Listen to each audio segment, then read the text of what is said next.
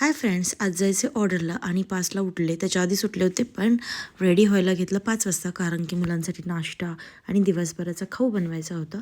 आणि निघाले लोकेशनला. पोचलो आम्ही, लवकर पोचलो. आम्ही जवळजवळ 6:45पर्यंत पोचलो. थोडंसं ट्रॅफिक लागलं, पण सकाळची मॉर्निंग खूप छान वाटत होती.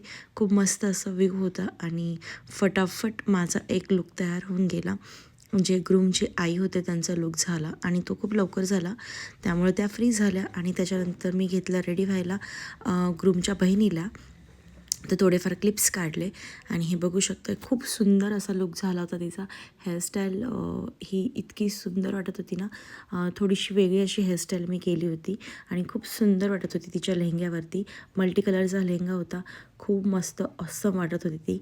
आणि तिला रेडी केलं, छान छान फोटोज व्हिडिओज काढले खास तुमच्यासाठी.